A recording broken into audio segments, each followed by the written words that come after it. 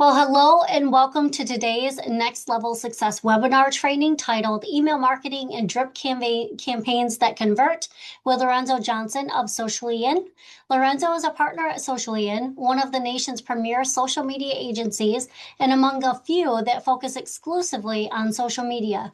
With an extensive background in digital marketing, executive leadership, and sales coaching, combined with his role at one of the country's highest ranked premier agency partners, Lorenzo brings expertise in executing social media strategies that not only engage audiences, but also nurture leads and drive conversions. Welcome, Lorenzo, and welcome to everybody joining us on the call. Kick it over to Well, you. thank you so much. It's a pleasure. I really appreciate you having me here again, and thank you everyone for taking a few minutes this afternoon to join. As Andrea mentioned, my name is Lorenzo, and I'm one of the partners at Socially In. I'd like to share with you all just a quick video that I think will introduce us a little better than my words can, and then we will jump right into things today. Can everyone see my screen? We are Yep. Socially In, the social media agency. We live, breathe, and sometimes even dream in content. We're not just on social media, we lead social media. From emerging trends to proven data-driven strategies, we position our clients ahead of the curve and ahead of their competition. Every visual, every narrative, every detail, intentionally designed to capture attention, spark meaningful engagement, and drive measurable outcomes. The best ideas happen where strategy meets creativity. And that's where we create content that doesn't just work, it sells. We specialize in cultivating long-lasting relationships between your brand and the people who matter most. Because impressions fade, likes don't last, but building community, that's where your brand becomes unforgettable. With Socially In, your brand doesn't just have a voice, it has impact. Are you in?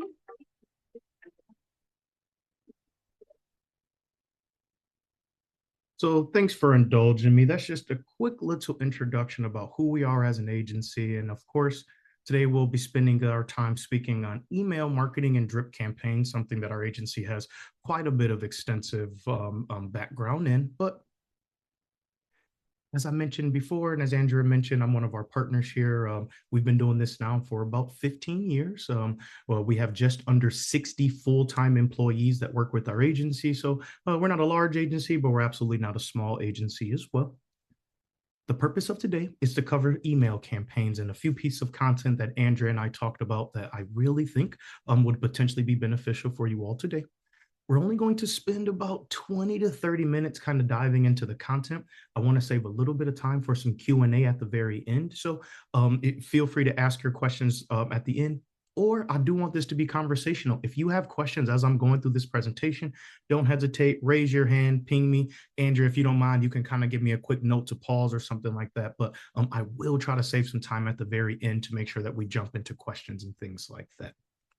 Without further ado, today I want to go over a few different things. The first is how do we make sure that we stay in touch with not just prospects, but also past clients? As we all know on this call, some of our best referral partners, some of our best business that we get are going to come from folks that we've already worked with in the past. What are some really great ways that email marketing can stay in front of those folks as well as new folks?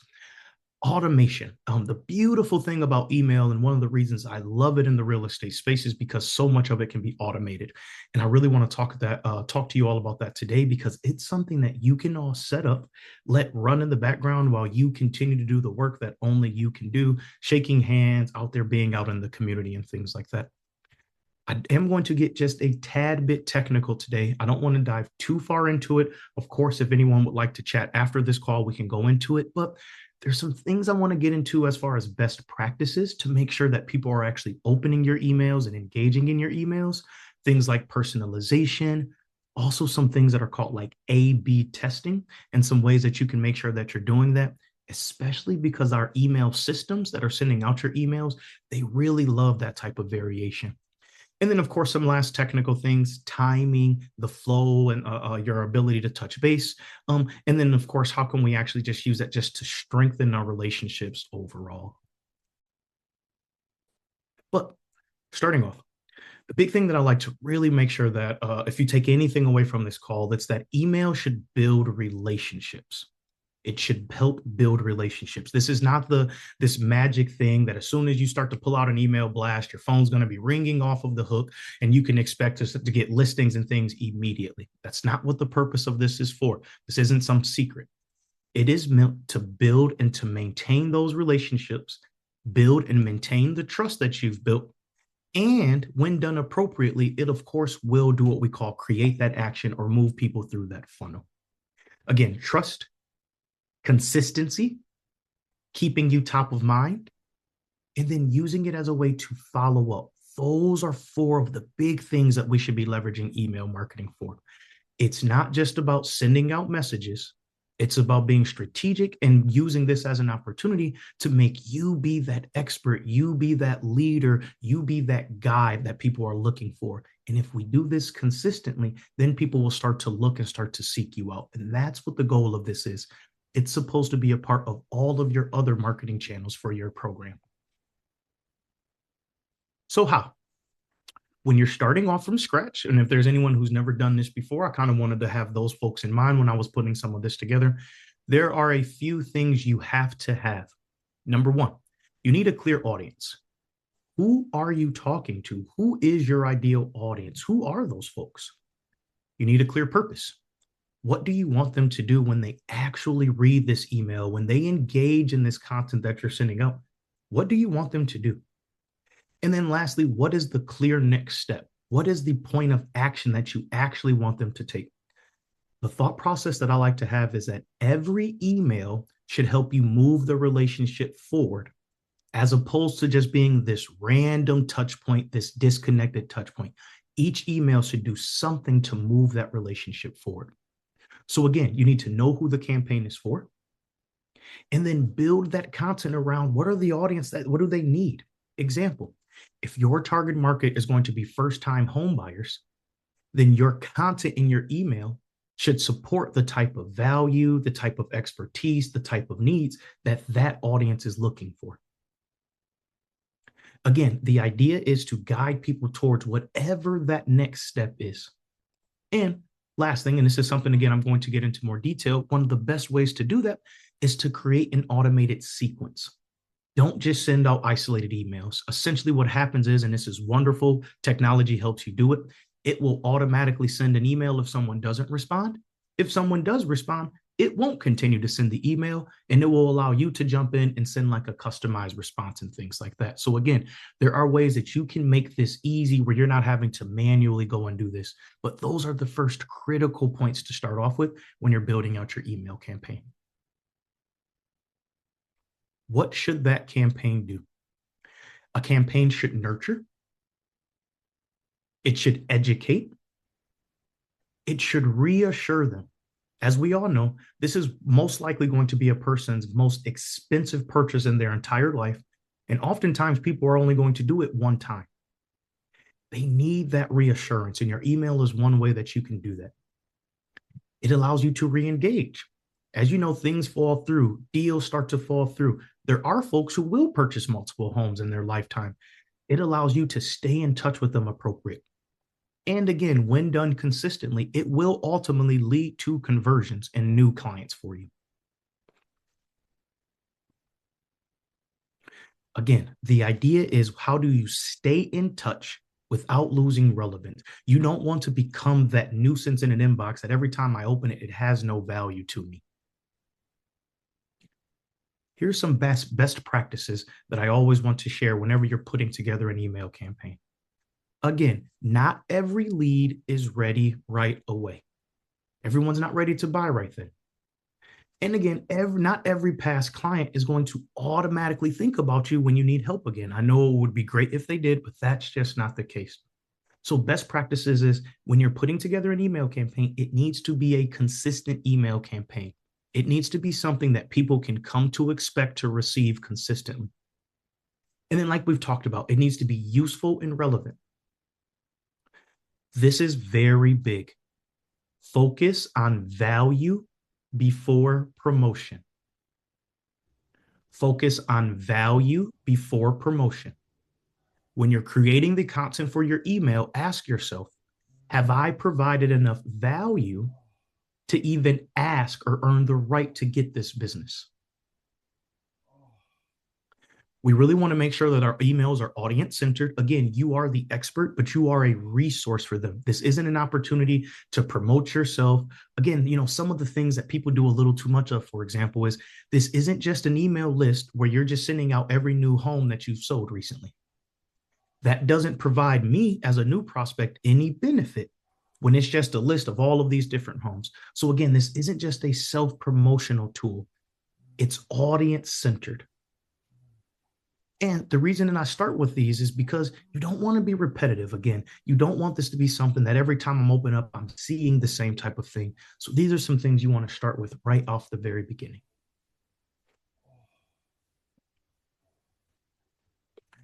You'll hear me talk about this a lot. Automation should help support the relationship. Now, I know everyone's hearing all these things about AI, and this is not the same thing as AI. This is just simply email automation, which, like I alluded to earlier, is simple things such as if a person responds, then they'll send a note so that you can manually respond. If a person doesn't, at a pre-designated time, an automatic message will already go out. Another example, if somebody actually shows interest in certain subject, you can actually set it up to send them only future emails about that potential subject. Again, we don't have to get too far in the weeds in that, but it's automation that's really going to help you support that consistent follow-up. And the reason is because y'all are all very busy.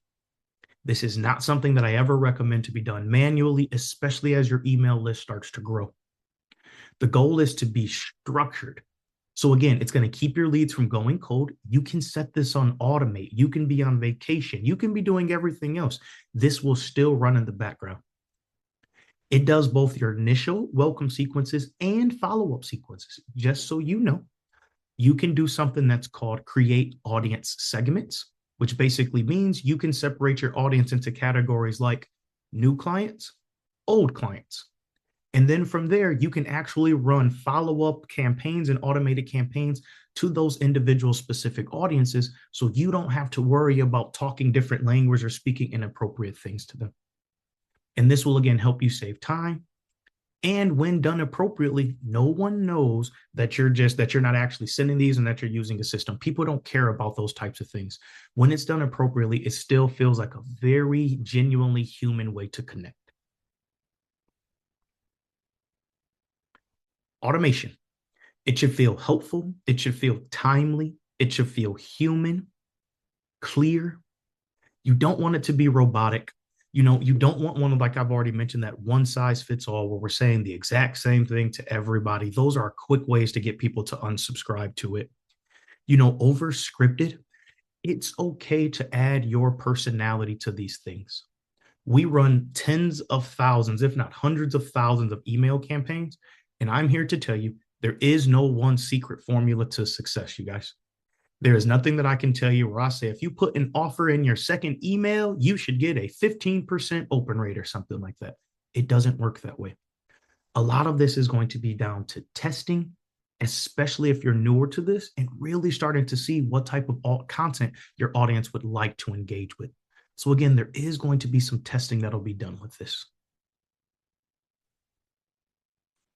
Personalization. Personalization matters. And this does get into some of the automation that we just talked about. You can include personalization into any email sequence that you are running.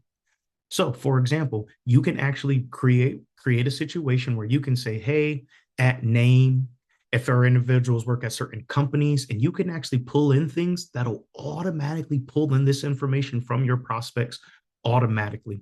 It'll make the email appear to be personalized, even though it is just a templated email where some of those things are put into it. So again, when you are actually creating your emails, there will be ways that you can create what are called tokens. All this basically means is things that you would love to personalize, like names, companies that people work with, parts of town, neighborhoods, any of those things, you can actually have it automatically set up where it will pull that information for your prospects. So when you send it out, even though the general content is same across the board, it appears that the content was actually written for me. And we have seen that that really does make an impact in the type of open rates for email campaigns. It makes people feel much more relevant. It supports a stronger open rate and engagement. And then ultimately, it helps what are called those click-throughs, which are basically how many people are actually clicking on your email and reading in your email. No matter the industry, people pay more attention to emails that are relevant than emails that are generic. Just that simple. Even if the email just says, "Hey, Andrea," as opposed to "Hi." Little small things like that really, really connect. As I've kind of alluded to, there's a few different ways that you can do this, whether it's recipients' names. Again, like we've talked about segmenting between buyers and sellers, or different types of buyers and different types of sellers. If you want to get into next level email management and email campaigns, we can start to talk about how do you run content that matches the stage of the journey that some people are in. What I mean by that is that as people are going to buy a new home, they will ultimately step into various stages of that purchasing cycle, as we're all aware of. As your email campaign starts to get more complex, you can actually send content that is specific to the stage of the purchasing cycle that an individual is in. Again, this is the way that we're really making sure you're reassuring and being that valuable asset, because I'm only giving you content that's helping you as a prospect advance yourself to the next stage.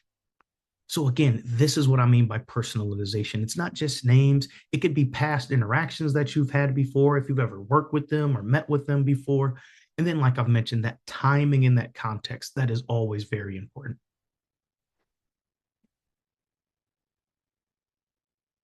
I've mentioned testing, and testing is a huge part to an email campaign. Full transparency, even as you continue to run them, you will still need to continue to test your campaigns. There are various things that I recommend testing. Some of this is because it's best practices. Some of this is what's called algorithmic best practices, which basically means that the more that you follow this, the platforms that you all are using to send emails, they will they will support you more in your efforts, essentially. For example, whenever you're sending out an email campaign, it's always best practice to do what's called A/B test subject lines. All that simply means is that you are going to send the same body of an email out, but you are actually going to tell the system you want to try testing two different subjects. The idea being, is there a subject that you can see which actually gets people to open up the email? Because as you all know, the content never matters unless you can actually get someone to open up the email. So we're always trying to get someone to open that up at as highest rate as possible. So best practices is you always want to have at least two different subject lines that you're testing out when you're sending a new campaign. Then testing will go throughout the entire email itself. Calls to action. Again, what are you asking people to do? You'll need to test that. You'll want to run various different calls to action to see what do people respond from, like an email campaign. Getting into a little bit more complex email campaigns, there is something that you can do that is called syntax style wording variations. All that simply means is that as you start to run a lot of email campaigns, what they really want you to do is not just run variation of the subject line, not just run variation of the call to actions. They want you to run variations of every single word that is in the email. This becomes extremely complex. And then what the system will automatically do is it will send out all of these variations of the exact same email with different word combinations on your behalf automatically for you. And then it will literally report back and say, okay, you gave me one copy of an email. I turned it into 30 versions of an email. And here is actually the best one based upon what the data is showing. So again, that's a little bit more complex when you start getting into next level testing. But the idea is that you should be testing all formats of your email campaign to try to fill out what's that formula for your specific email business. A few high-level quick things that you can test to make it a little bit more simple. Subject lines, the length of the message. You know, sometimes you want to try, hey, if I give a lot of words and a lot of value, what happens if I just kind of go straight to the point and get right to it in one of my emails? Well, let's test that messaging length. When you send an email, you know, maybe sometime you start sending your emails at 9 in the morning to start the day, but maybe you actually start maybe testing it at 5 o'clock because your audience typically works first and then they come home and that's when they start to check this different type of stuff. So those are various different things to test. And then when you get into spin text testing, like I mentioned, you can start to test all types of different things. Like I said, the sentence variations, the individual words themselves, like every single word, literally. Again, that's a pretty complex thing. And if anyone would like to talk about that, we can absolutely talk about that offline.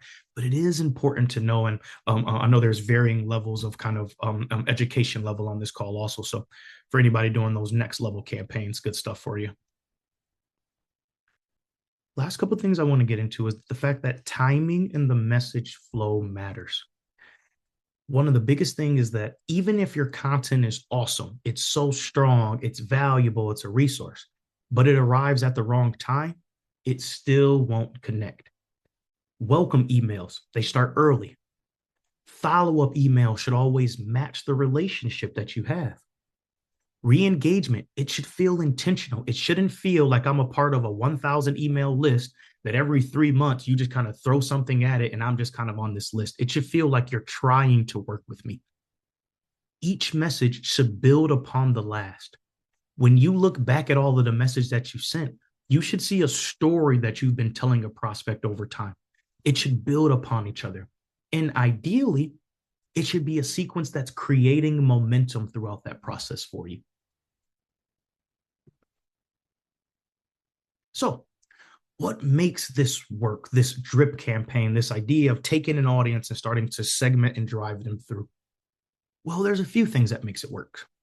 The first thing is that they need to be relevant to the audience. I know we keep talking about audience relevancy, but in email, that is what matters. As soon as that email becomes not relevant to me, that's when I unsubscribe. That's when I mark spam. That's when I just stop opening and things like that. It needs to be helpful instead of overly promotional. I always say that if you had to pick one, stick 100% to the helpful and to the value aspect of it. Make it easy to understand. This is already a complex process. Make people's understanding of this easy, make it clear in purpose. And then, like I've mentioned, focus on just one next step. One of the things we've learned in marketing overall, no matter the vehicle for marketing, is that people will do what you tell them that you need them to do. So it's our job to guide people to what is the next step that we would like them to take.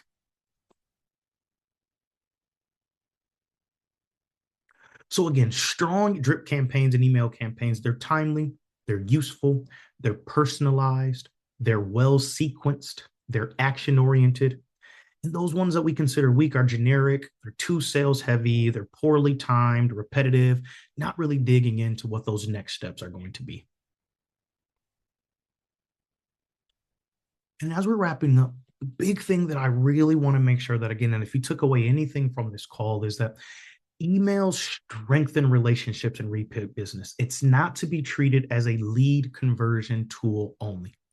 It's a long-term relationship tool that helps keep you and your value and the value you provide visible even after that transaction. It reinforces that trust. It does help keep you top of mind, that brand awareness we're talking about. This is what's going to help support that referrals and repeat business, even staying top of mind of the clients that you've worked with in the past and reminding them that that's what they do in the space.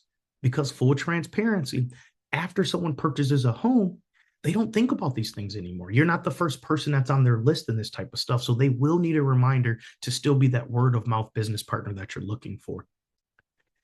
And then again, ways that you can use it more strategically is you need to segment that audience. Like I said, the simple version is, you shouldn't be sending the same emails to your buyers and your sellers. You just shouldn't. I mean, I think we all can agree on that type of conversation right there.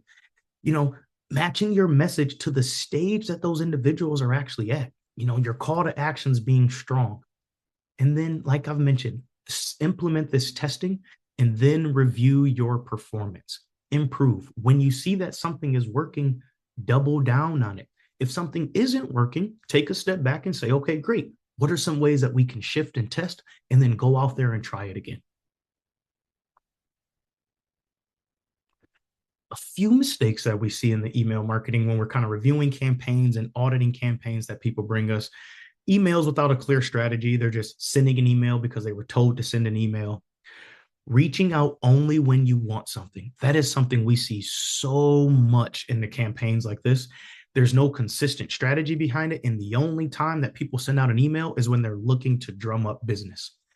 That's not going to drum up business. I can tell you that 100%. Automation without personalization. Automation is a lifesaver, but it needs to be personalized. And that's how you leverage both the automation aspect and, again, your experience and relationships with them. Not trying not to send that exact same message to everyone, again, because it's not catered to me. And then failing to review performance. If you're going to take the time to do this, you need to take the time to look at your report, look at your analytics, and then say, okay, great, how can I start to make this change? A few key takeaways before we pop into some Q&A if anyone has one. Again, it works best when it's used as a relationship builder. Build campaigns that nurture before they sell. Use automation to support that follow-up. Personalize for stronger engagement. Make sure you're paying attention to the timing and the flow. And then use that email strategically to drive those results that we are looking for. Action steps. If anyone's, what can I do right now as I walk away from this call that would be beneficial? Audit your current email system if you already have one based upon the conversation that we just had right here. Segment your audience. And if you need to, segment your audience out more clearly. Start off by building just one nurturing sequence. I like that to be anywhere from 3 to 5 emails to start off with that build onto each other and that tell a story like we've spoken on today. Be thinking through those ways that you can personalize. Again, start off with the simple one like name, but what are those other opportunities that you can in that email? Review timing and making sure that it's relevant, that it's hitting people at the most appropriate stage. And then make sure that you are doing your follow-up when appropriate. That means still doing your email campaign, still stopping by, doing all of those other things that are supporting. This is just going to be another tool in your tool belt for you to be great. I appreciate everyone's time today and thank you all for listening. I hope that we all found this valuable. And like I said, I wanted to spend the first 30 minutes or so going through there, and I wanted to spend the last 15 or so just kind of going through Q&A, making sure that if there's anything we can chat about, you all walk away from this call with everything you need.